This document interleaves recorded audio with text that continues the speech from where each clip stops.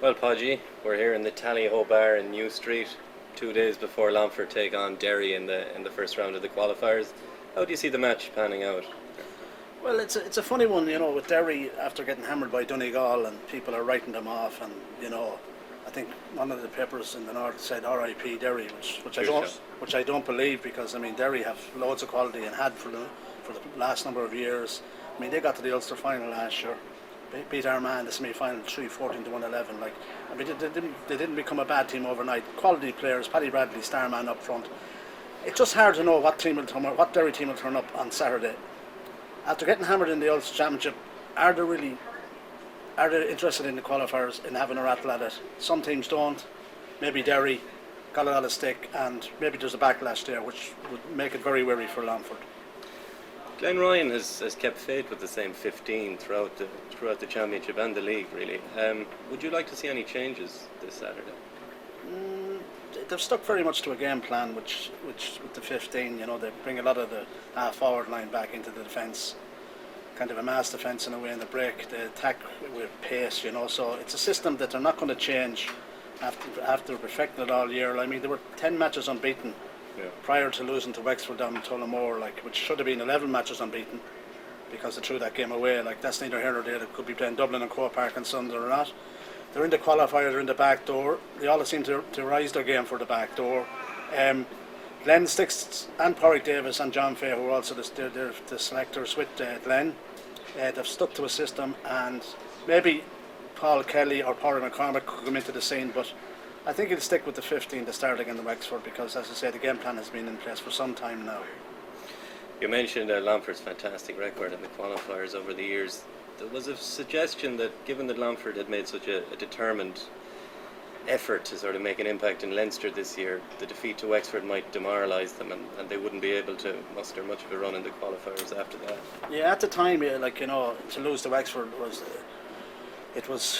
horrific, to say the word. We were all speechless and good at coming out O'Connor Park that day, but they have a 3-week break. You see, normally when a team gets beaten in the championship, they're out the following week, 6 days. Very short break, very hard to recharge the batteries and get interested again. Now for 3 weeks, then let them back to their clubs for a couple of league games, and they got that defeat safely out of the system at this stage. I think they're ready to go again now, hopefully. What Derry players do you think we'll have to keep tabs on for this weekend? Well, as already mentioned, Paddy Bradley is a star. When they met in 2006, Paddy scored 2-7, and Derry lost by a point. Now, Paddy nearly bet Longford on his own that day. Now, whether he's the same player, he's back from injury. He was out last season with injury. So was his younger brother, Owen. So he's back.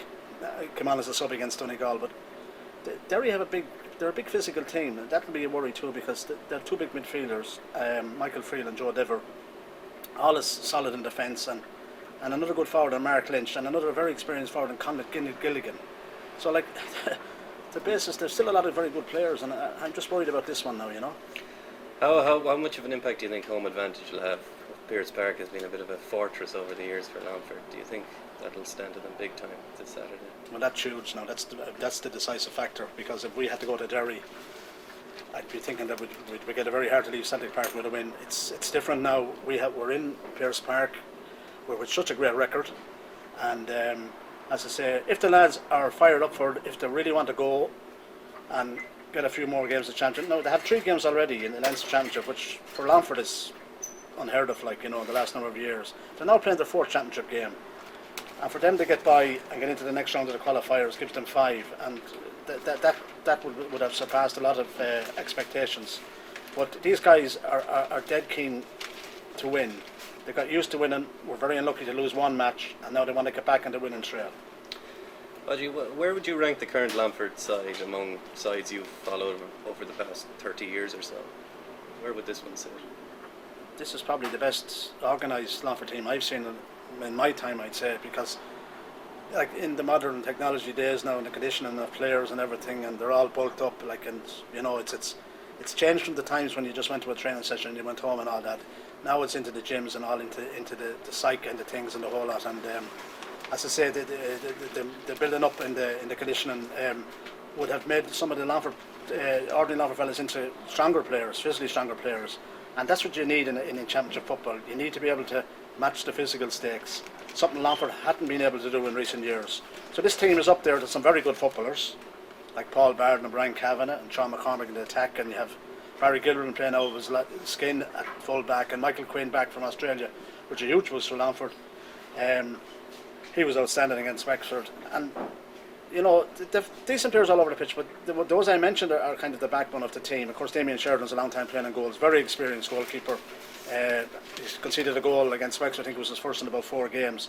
So yeah, the quality is there, and they have, if they can get by another couple of rounds of qualifiers, they're up there with them. Like, you know, it's a while since we had a run like this.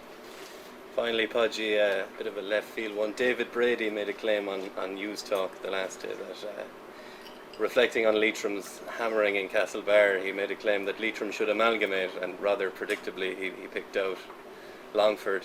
What do you think of that suggestion?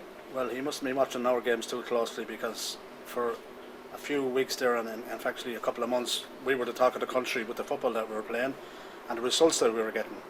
Unbeaten. We won Division 4 the National League last season, won Division 3 the National League this season, 2 successive league titles. For a small little county like Longford was a wonderful achievement. And then to beat Laois in the Leinster Championship. And it's easier to say, no matter how bad they were going, they were always able to beat Longford in the Leinster Championship, but they weren't able to do it this time. We came from 6 points down, showed tremendous character, and I don't know where David Brady is coming from, because Leitrim are going through a transition period at the moment. They're rebuilding with the help of one of our own, actually, Enda Williams, who was with Longford earlier this season, now with Leitrim, but that's his choice. As I say, we're a good bit ahead of Leitrim at the moment. The Leitrim supporters would admit that. I don't know how he could say put us in that situation. If we were going bad and we had only won a couple of games in the league, which had happened a couple of years ago, we bet London to Kilkenny, maybe then, but not now. And I like to think we'd prove Mr. Brady wrong and a few more on Saturday evening. Well, hopefully our strength will manifest itself on Saturday. Thanks, Podgy. Thank you very much.